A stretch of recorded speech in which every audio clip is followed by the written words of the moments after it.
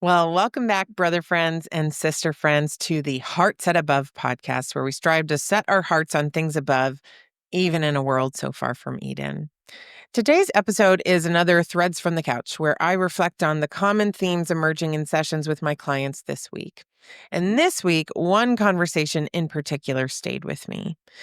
I met with a client whose heart was heavy. Her adult daughter, while still believing in God, wasn't actively living for Him.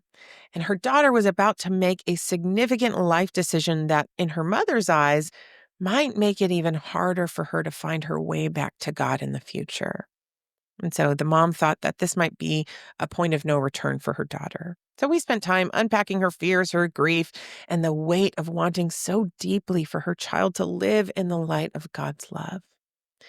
And during our time together, I shared something that she later said shifted her perspective. I said, God works in the mess. In fact, it's where He often does His best work. You see, my client had assumed that the further her daughter drifted from God's design, the harder it would be for God to reach her, and the less likely it would be that she'd ever return to Him. But I told her that, in my experience, both personally and professionally, it's often the opposite. The more disconnected we become from our Creator, the more desperate we tend to be for Him.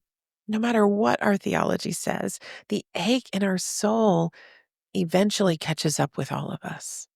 That was my story, at least. I kept drifting further from God's ways until one day I realized I was like a person dying of thirst in the middle of the ocean, trying to quench my thirst with seawater.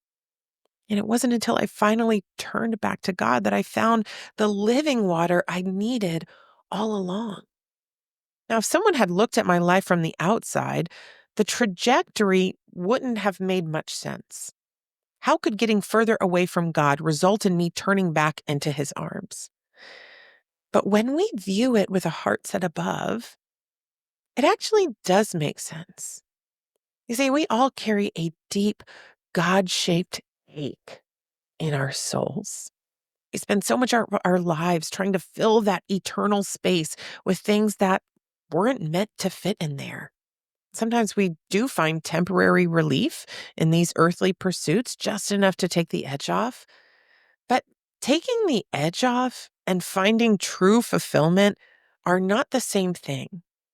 If we view our children's stories only through an earthly, linear lens, we may lose heart, drowning. If we view our stories or our children's stories only through an earthly, linear lens, we may lose heart, drowning in fear and hopelessness as we watch them drift further away from God's designs. But what if we chose a heart set above perspective? What if we zoomed out and looked through God's eyes? The further we move from God's design, the thirstier we become for living water.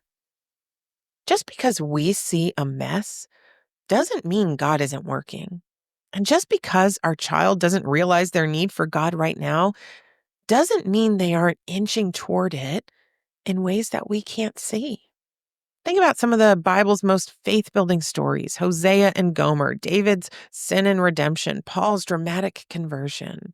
These stories are messy, complicated, even scandalous.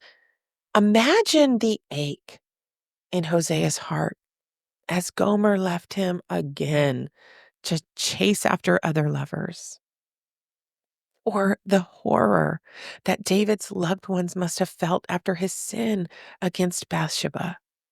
And Paul, persecuting Christians with zeal, who could have guessed that he would become one of Christ's greatest advocates?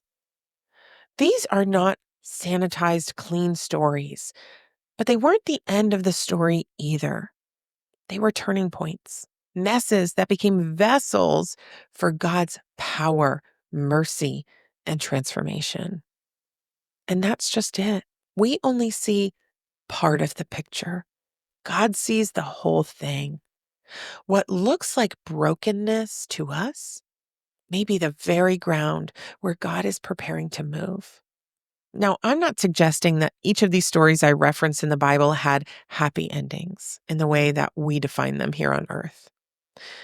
But if a deeper connection with God is the goal, then yes, these stories ended beautifully, with Hosea, David, and Paul all better understanding their need for God and turning to Him for that fulfillment.